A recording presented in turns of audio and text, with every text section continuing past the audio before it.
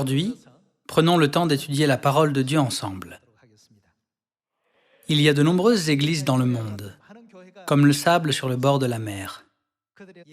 Cependant, aucun de leurs cultes et de leurs cérémonies religieuses ne vient de Dieu. Ce sont des commandements faits par des hommes. Comme vous le savez tous déjà très bien, la célébration de Noël et le culte du dimanche, issus de l'adoration du dieu Soleil à Rome, se sont infiltrés dans les églises d'aujourd'hui. Cependant, ces pratiques ne peuvent jamais être le moyen de permettre à l'humanité, qui a péché dans le ciel et qui a été expulsée sur cette terre, de se repentir. Tous les commandements, statuts et lois de Dieu contiennent la signification de la repentance, tandis que les commandements d'hommes ne sont pas conçus de cette manière. Puisque ces commandements ne sont pas conçus pour nous conduire à la repentance, ils ne sont certainement pas conçus pour nous conduire au royaume des cieux.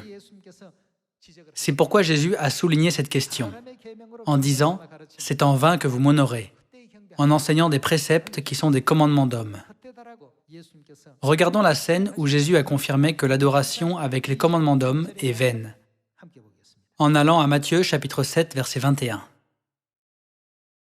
Il est écrit « Ceux qui me disent « Seigneur, Seigneur » n'entreront pas tous dans le royaume des cieux, mais seulement celui qui fait la volonté de mon Père qui est dans les cieux. »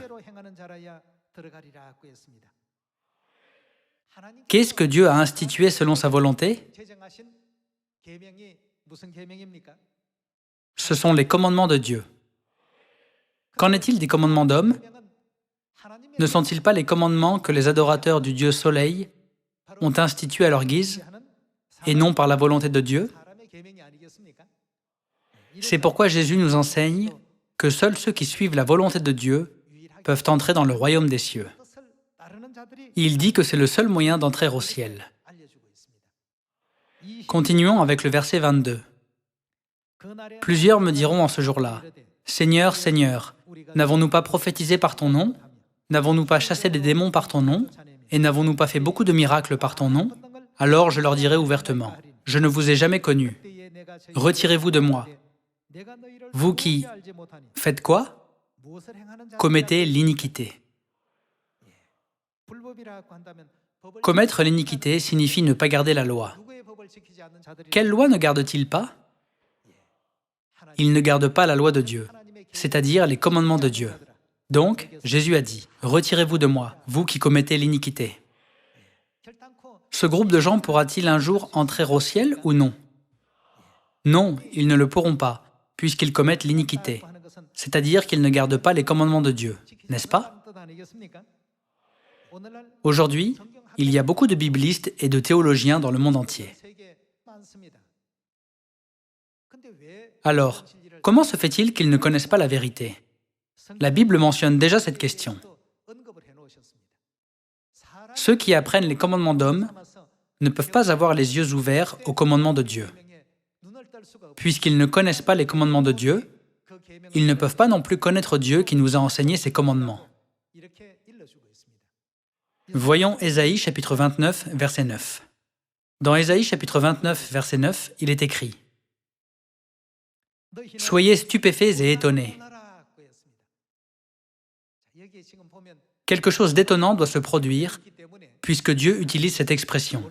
« Soyez stupéfaits et étonnés. » Fermez les yeux et devenez aveugles. Ils sont ivres, mais ce n'est pas de vin. Ils chancellent, mais ce n'est pas l'effet des liqueurs fortes. Car l'Éternel a répandu sur vous un esprit d'assoupissement. Il a fermé vos yeux, les prophètes. Il a voilé vos têtes, les voyants.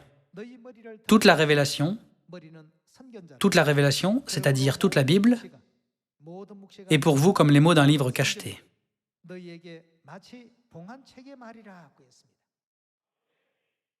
Que l'on donne à un homme qui sait lire, en disant « Lis donc cela » et qui répond « Je ne le puis, car il est cacheté ».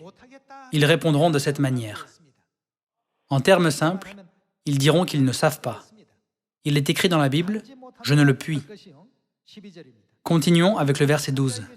« Ou comme un livre que l'on donne à un homme qui ne sait pas lire, en disant « Lis donc cela » et qui répond Je ne sais pas lire.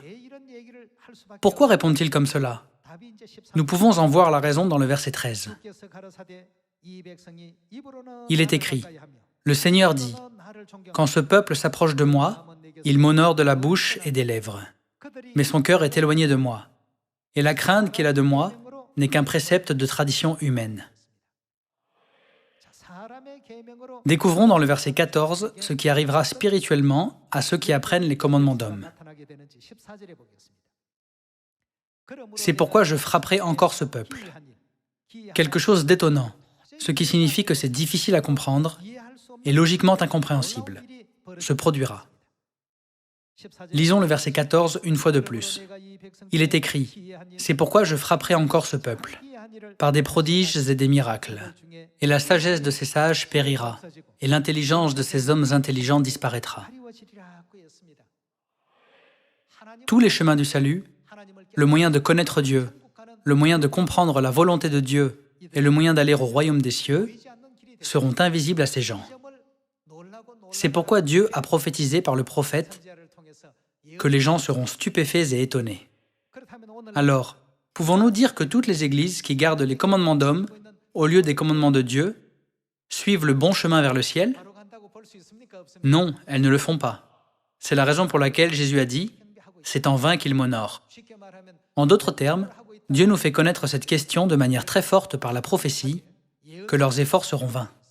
En espérant que vous avez reçu beaucoup de grâce par ces paroles, j'aimerais conclure le sermon d'aujourd'hui. Merci beaucoup.